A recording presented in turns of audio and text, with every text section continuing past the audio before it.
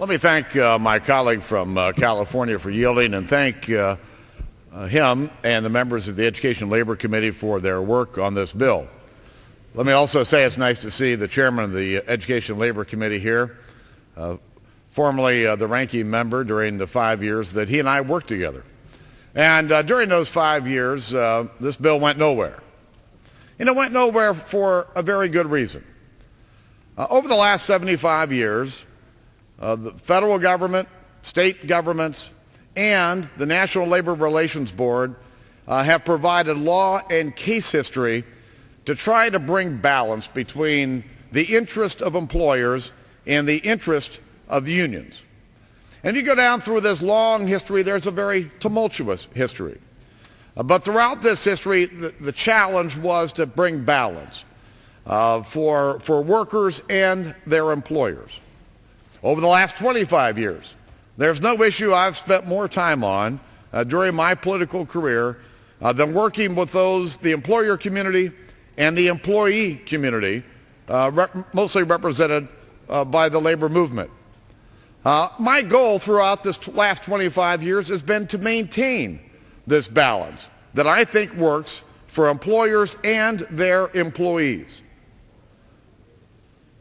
And what we have here today is trying to upset that balance, taking away the secret ballot election from workers in order to make their choice whether they want to be represented or not.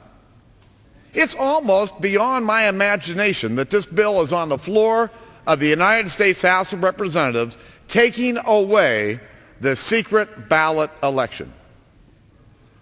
Think about this for a moment.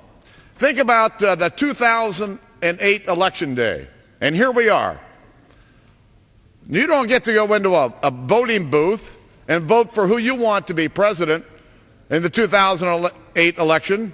You don't get to go and decide in a secret ballot who you want your member of Congress be. You have to show up at a town hall meeting, raise your hand as to who you're going to vote for.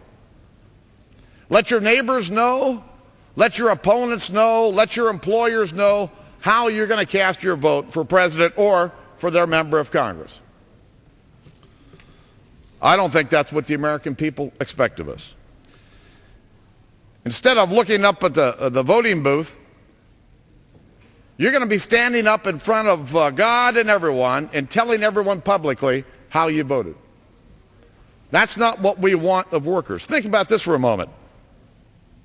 On average, this is a 1990 federal court decision found, and I'll quote, on average, 18% of those who sign authorization cards do not want to join the union. They sign because they want to mollify their friends who are soliciting, because they think the cards will get them their dues waived in the event that the union shall prevail, end quote. There was an earlier study by the National Labor Relations Board. It found that in cases where unions had cards signed by 30 to 50% of the employees, unions only won 19% of those elections.